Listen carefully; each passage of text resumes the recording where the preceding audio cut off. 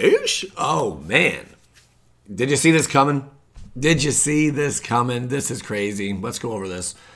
Dockside Extortionist is banned. Jeweled Lotus is banned. Mana Crypt is banned. Nadu Winged Wisdom is banned. I think I saw that one coming.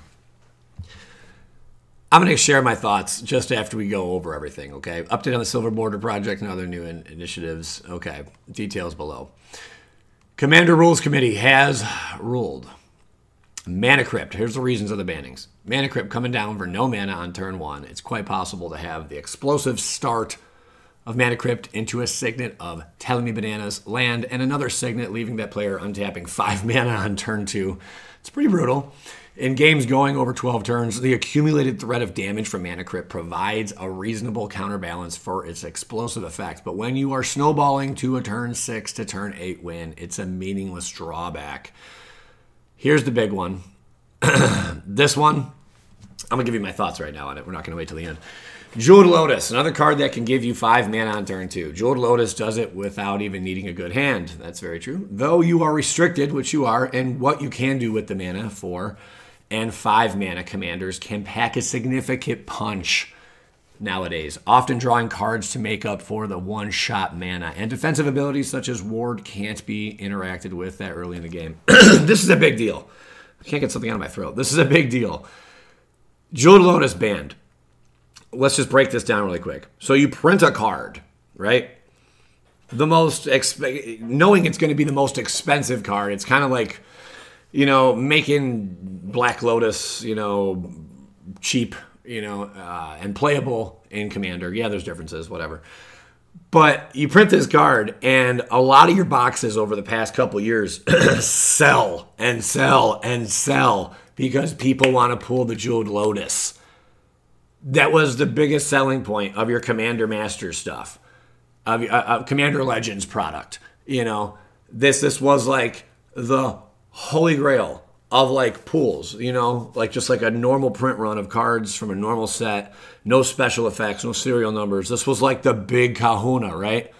This is the only format it's even legal in, and you ban it. I mean, why even print the dang thing? You knew it was going to be problematic. You knew there were going to be issues with the card down the road. You know, once you get all these powerful commanders that are monocolored and you keep printing and printing, and eventually you're going to have some powerhouses that are going to be able to abuse the crap out of a card like Jeweled Lotus. So, why? I feel ripped off. I feel cheated, honestly. We just cracked open a $200 full art foil Jeweled Lotus out of a random pack.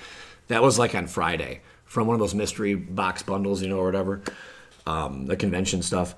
And where's the price going to go? You know, it's just going to go to 0. But like, think where's any box that has a Jeweled Lotus in it is going to go to 0. You know, maybe not 0, but the card is going to drop like 75% in value. It should go to 0 because it's only playable in friendly Commander games.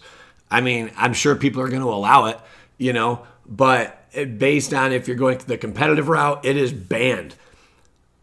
Let's start guessing. I want you guys to guess where the price ends for just a OG original non-foil, non-extended art Jeweled Lotus. Where does the price settle in 1 month? Where are we at?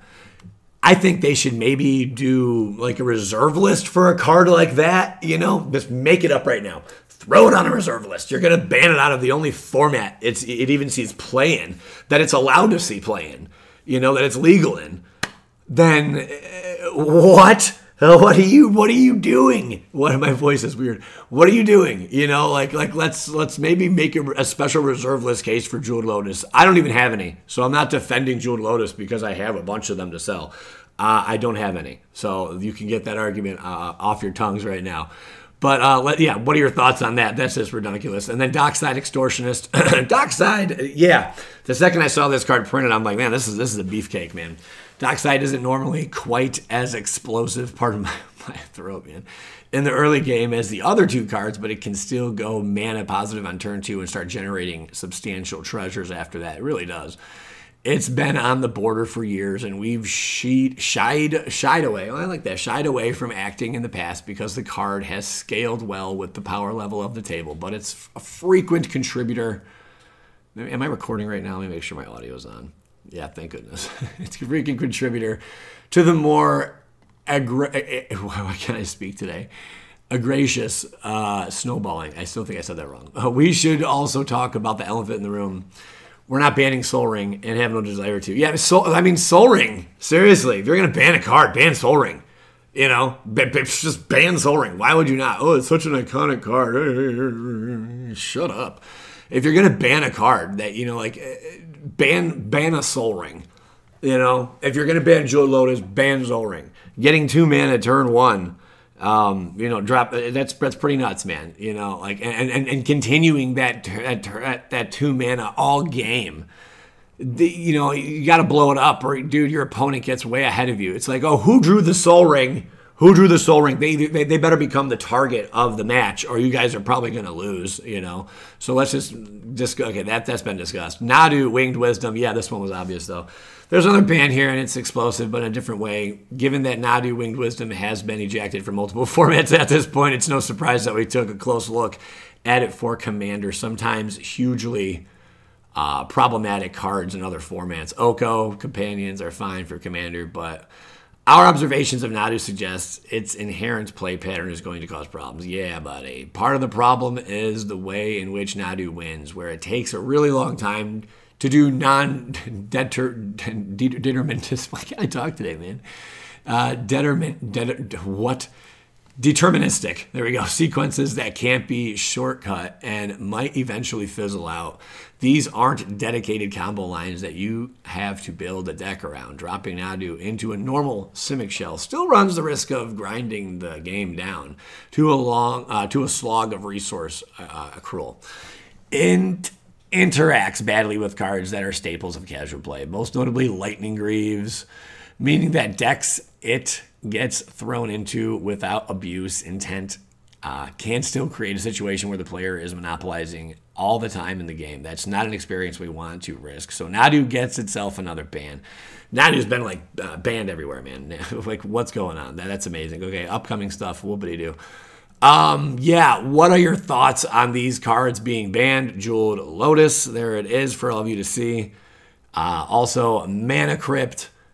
This one I feel has been a really long time coming, man. This one almost should have been banned, like I don't even know why it wasn't even in Commander. The ramp is nuts. And Dockside Extortionist here.